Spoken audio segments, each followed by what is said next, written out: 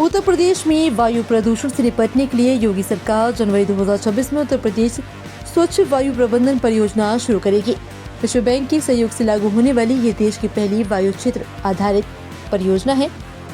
304.66 million अमेरिकी dollar की इस योजना को 2025 से 2031 तक चरणबद्ध लागू किया जाएगा। परियोजना के तहत स्वच्छ परिवहन उद्योग, कृषि, अपशिष्ट प्रबंधन और स्वच्छ खाना पकाने पर जोर दिया जाएगा। 39 लाख परिवारों को स्वच्छ ईंधन, ये वाहनों का बढ़ावा और प्रदूषणकारी वाहनों के प्रतिस्थापन की व्यवस्था की जाएगी। उत्तर प्रदेश में गन्ना उत्पादन और गुणवत्ता बढ़ाने के लिए चीनी मिलों में 27 नई टिश्यू कल्चर लैब स्थापित की जाएगी। गन्ना विकास विभाग के अनुसार इन लैबों से उन्नत रोगरोधी और उच्च गुणवत्ता वाले बीज गन्ना की उपलब्धता 2.5 गुना तक बढ़ेगी। वर्तमान में 10 लैब से 15.90 लाख पौध उत्पादन क्षमता है। नई लैब 17 जिलों की चीनी मिलों में स्थापित होगी। टिश्यू कल्चर तकनीक से तैयार बीज अधिक शुद्ध और उत्पादक होते हैं। ये योजना विभाग के 2047 विजन का अहम हिस्सा है, जिससे किसानों की आय और गन्ना उत्पादन में बड़ा सुधार होगा। उत्तर प्रदेश में धान और श्रीअन्न की एमएसपी कर रिकॉर्ड खरीद हुई। अब तक 3.15 लाख किसानों से 19.14 लाख मीट्रिक टन धान खरीदा गया, जिसके बदले 4,541 करोड़ रुपए से अधिक का भुगतान डीबीटी से किया गया। वहीं 35,000 से ज्यादा बाजरा किसानों को 421 करोड़ रुपए मिले। खरीफ विपणन वर्ष 2025-26 में किसानों का पंजीकरण भी रिकॉर्ड स्तर पर पहुंचा। सीएम योगी की सीधी निगरानी से भुगतान प्रक्रिया तेज हुई। सरकार ने 4,645 क्रय केंद्र स्थापित कर किसानों को सुविधा दी।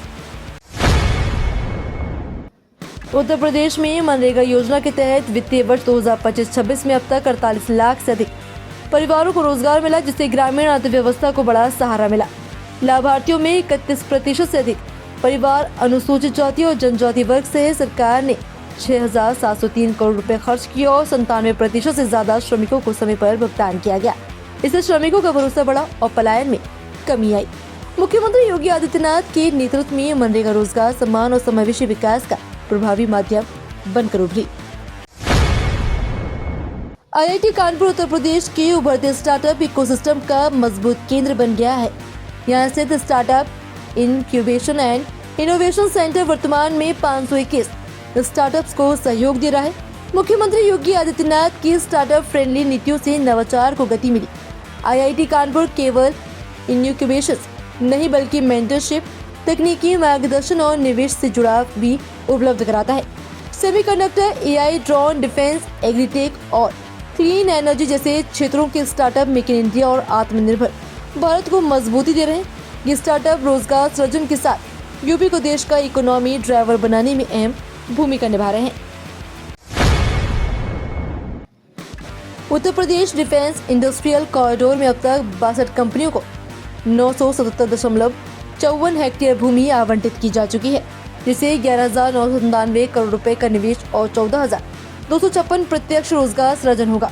कुल 197 MOU साइन हो चुके हैं, जिनसे 34,844 करोड़ रुपए के निवेश और 52,658 नौकरियों की संभावना है।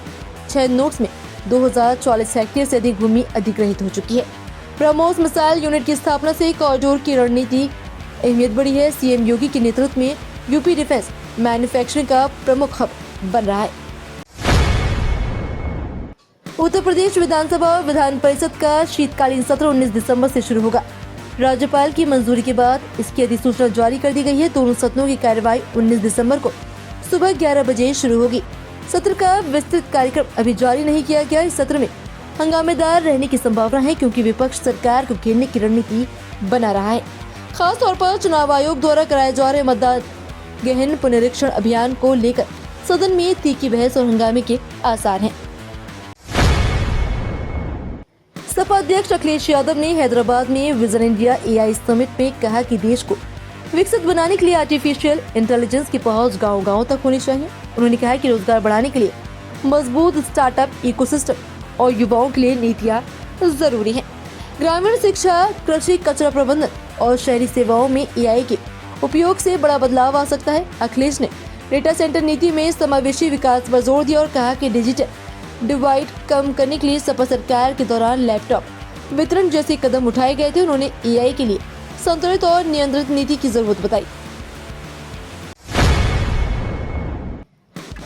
उत्तर प्रदेश में मतदाता सूची की विशेष गहन पुनरीक्षण के दौरान बड़े पैमाने पर नाम कटने की आशंका है। गाजियाबाद और लखनऊ की स्थिति सबसे गंभीर है। गाजियाबाद में 40.23% यानी करीब 11.41 लाख और लखनऊ में 30.86% यानी 12.32 लाख मतदाताओं के नाम हट सकते हैं। प्रदेश भर में अब तक 2.98 करोड़ से ज्यादा गणना प्रपत्र जमा नहीं हुए। इसे देखते हुए निर्वाचन आयोग ने अंतिम तिथि 26 दिसंबर तक बढ़ा दी है। शहरी जिलों में स्थानांतरण, मृत्यु, दोहरे नाम बड़ी वजह बताए जा रहे हैं। 12 दिसंबर तक 80.69% फॉर्म डिजिटलाइजेशन हो चुके हैं। प्रधानमंत्री नरेंद्र मोदी 25 दिसंबर को लखनऊ में जनसभा को संबोधित करेंगे। इसके लिए 400 रोडवेज बसें बसंत कुंज स्थल पर लोगों को लाने ले जाने के लिए तैनात की जाएंगी। इसमें 24-25 दिसंबर को आम यात्रियों को कई प्रमुख रूटों पर बसों की कमी का सामना करना पड़ सकता है। लखनऊ, सीतापुर, कानपुर, प्रयागराज, वाराणसी, गोंडा और गोरखपुर मार्ग सबसे प्रभावित होंगे। पूरे प्रदेश से करीब 250 बसें जनसभा में लगी हैं। रोडवेज ने ऑफ रूट बसें चलाकर राहत देने की योजना बनाई, लेकिन यात्रियों को असुविधा होने की संभावना है। उत्तर प्रदेश सरकार ने युवाओं को राष्ट्रीय और अंतर्राष्ट्रीय स्तर पर रोजगार दिलाने के लिए उत्तर प्रदेश रोजगार मिशन की स्थापना की। श्रम एवं सेवा योजना विभाग द्वारा आयोजित रोजगार महाकुंभ 2025 में अब तक 8,054 अभ्यर्थियों का चयन हुआ, जिसमें 85 युवाओं को विदेश में रोजगार मिला। वाराणसी के काशी सांसद रोजगार महाकुंभ में 293 कंपनियों ने लगभग 21,000 रिक्तियां उपलब्ध कराई। चयनित युवाओं में 331 महिलाएं और 8 दिव्यांग शामिल हैं। अधिकतम वार्षिक पैकेज 6 लाख रुपए तक है, जिससे युवाओं में उत्साह और रोजगार के अवसर बढ़े हैं। उत्तर प्रदेश में प्रधानमंत्री आवास योजना के तहत लखनऊ, इटावा, मुरादाबाद और बहराइच में पंजीकरण प्रक्रिया शुरू हो गई। लखनऊ में कुल 162 आवास उपलब्ध है, जबकि इटावा में 28, मुरादाबाद में 127 और बहराइच में 53 आवास है। वार्षिक आय 3 लाख रुपए तक वाले आवेदक पात्र होंगे। आवास चयन लॉटरी प्रणाली से किया जाएगा। चयनित आवेदकों को 3.5 लाख रुपए का भुगतान करना होगा। उप आवास आयुक्त चंदन कुमार पटेल ने आवेदकों से समय पर आवेदन और भुगतान सुनिश्चित करने की अपील की। अंतिम तिथि 30 दिसंबर है। केंद्रीय राज्य मंत्री पंकज चौधरी ने यूपी बीजेपी अध्यक्ष पद के लिए नामांकन दाखिल कर दिया है। उनका चयन लगभग तय माना जा रहा है। ये नियुक्ति ओबीसी समीकरण साधने और पार्टी में शक्ति संतुलन बनाने की रणनीति के तहत की जा रही है। पंकज चौधरी महाराजगंज से 7 बार सांसद रह चुके हैं और गोरखपुर क्षेत्र में उनकी राजनीतिक पकड़ मजबूत है। वर्तमान में उन्होंने अकेले नामांकन दाखिल किया, जिससे स्पष्ट है कि प्रदेश बीजेपी की कमान उनके हवाले होगी। ये कदम मुख्यमंत्री योगी आदित्यनाथ और पार्टी संगठन में संतुलन बनाएगा। आगरा में विशेष गहन पुनरीक्षण का कार्य अंतिम चरण में है। अधिकांश मतदाताओं ने फॉर्म जमा कर ऑनलाइन डाटा अपडेट करवा दिया है, लेकिन कुछ लोग फॉर्म नहीं जमा कर रहे हैं, जिससे प्रक्रिया प्रभावित हो रही है। बीएलओ घर घर जाकर कई बार प्रयास कर चुके हैं। कई बार ताले और टालमटोल का सामना करना पड़ा। अधिकारी और बीएलओ मतदाताओं से 25 दिसंबर तक फॉर्म जमा करने की अपील कर रहे हैं। समय पर सहयोग न मिलने पर नई मतदाता सूची तैयार करने में देरी हो सकती है।